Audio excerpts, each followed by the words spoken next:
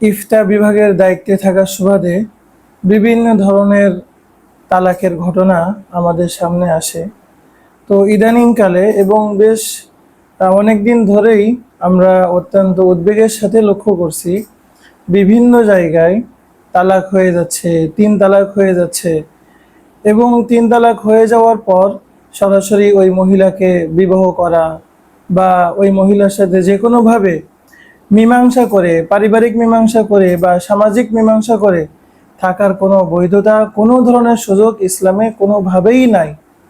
কিন্তু আমরা বিভিন্ন জায়গায় অত্যন্ত অত্যন্ত উদ্বেগের সাথে লক্ষ্য করছি যে বিভিন্ন পারিবারিক সমঝোতা, বিভিন্ন সামাজিক সমঝোতা, পারিবারিক সমঝোতা ইত্যাদি অজুহাত দিয়ে 3 তালাক দেওয়ার পরেও ওই স্ত্রীদেরকে নিয়ে সংসার করা হচ্ছে এবং এটাকে খুব হালকা নজরে দেখা হচ্ছে। দেখেন, আমরা কিন্তু যে কোনো একটা মহিলা নিয়ে আমরা কিন্তু বসবাস করি না, আমরা বিবাহের মাধ্যমে এক জায়গায় হই। তো এই কথা আমরা স্পষ্টভাবে বলে দিচ্ছি যে কোনো মহিলাকে, কোনো স্ত্রীকে যদি 3 তালাক দেওয়া হয়ে যায়, তো ওই স্ত্রীকে নিয়ে বিবাহ করেও যদি কোনো ব্যক্তি বসবাস করে, সংসার করে, তো কেমন যেন একটা পরনারীকে নিয়ে সংসার করার মতোই।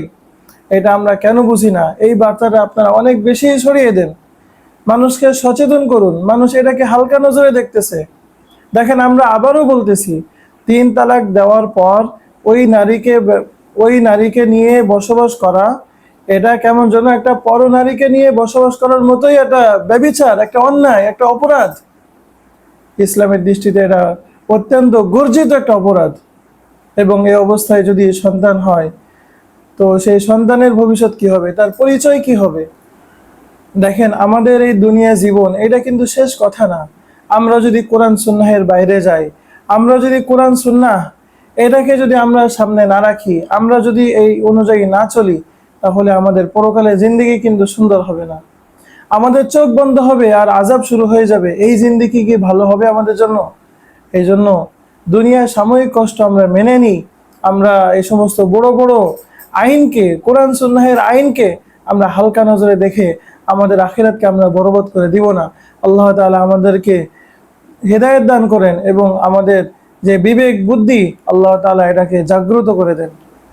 তো আমি সকলের কাছে আশা করি আমার এই বার্তাটা বেশি বেশি ছড়িয়ে দেন, যাতে মানুষ সচেতন হতে পারে, সতর্ক হতে পারে। আল্লাহ তাআলা আমাদেরকে বুঝ দান করেন।